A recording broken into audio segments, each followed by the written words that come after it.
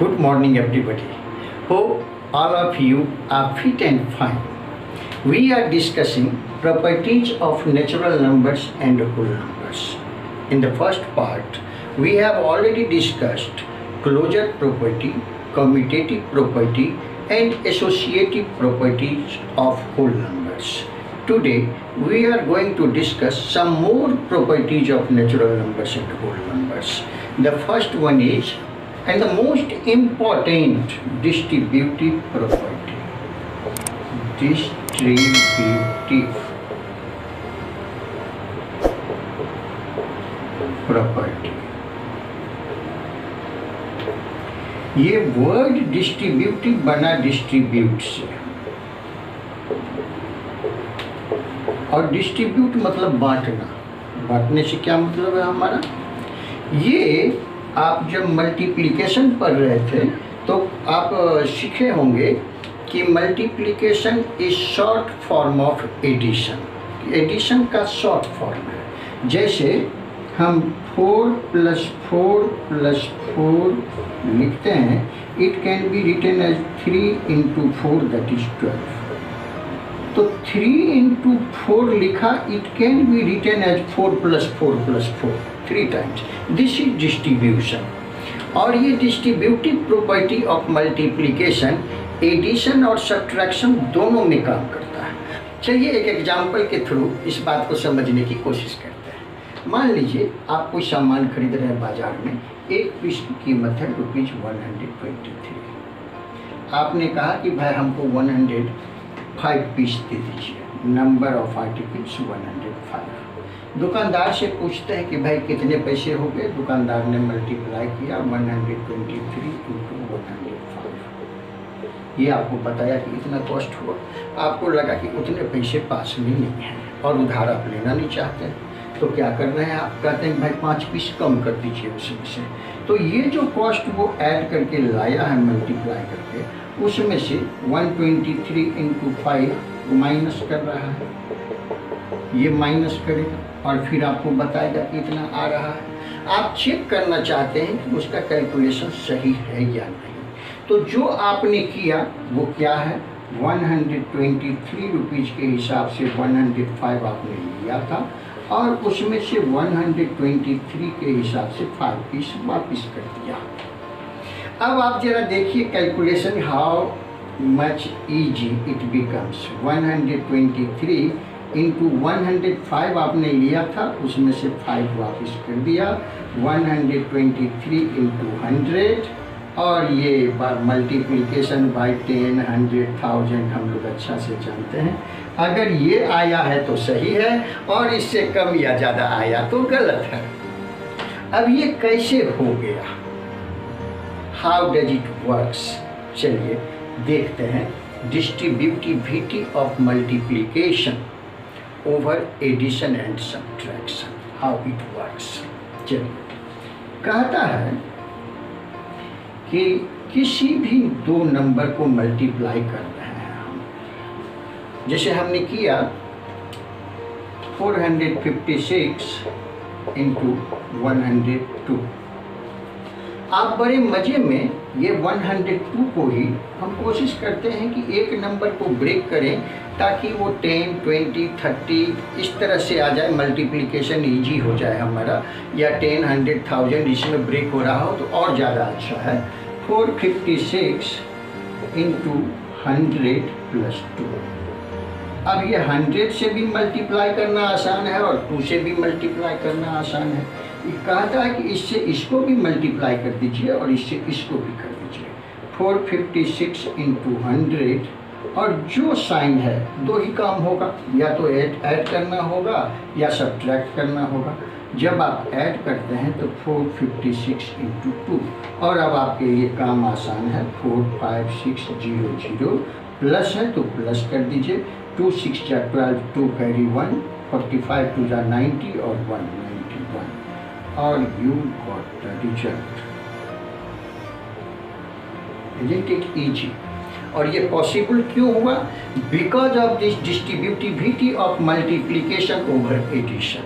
और यही property math में इसको एक्सप्लेन करते हैं डिस्ट्रीब्यूटिव प्रॉपर्टी ऑफ मल्टीप्लिकेशन। और जब वो एडिशन पर काम करता है तो हम बोलते हैं distributivity of multiplication over addition. और जब ये सब्ट्रैक्शन पर काम करता है तो बोलते हैं distributivity of multiplication over subtraction. चलिए, तो आई होप कि आपको अच्छा लगा होगा ये प्रॉपर्टी। अब आगे है आइडेंटिटी। अब देखिए ना, आइडेंटिटी लिखा है। आइडेंटिटी मतलब पहचान। ये हमारा आइडेंटिटी कार्ड है।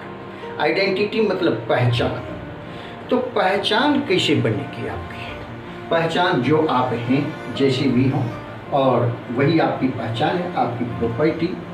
तो आइडेंटिटी कहता है कि किसी भी होल नंबर में आप जीरो को जोड़िए। देखिए, ये बहुत कमाल का साइन कहिए, सिंबल कहिए, न्यूमरल कहिए, डिजिट कहिए, नंबर कहिए, जो भी कहिए, ये जीरो बड़े कमाल का नंबर है।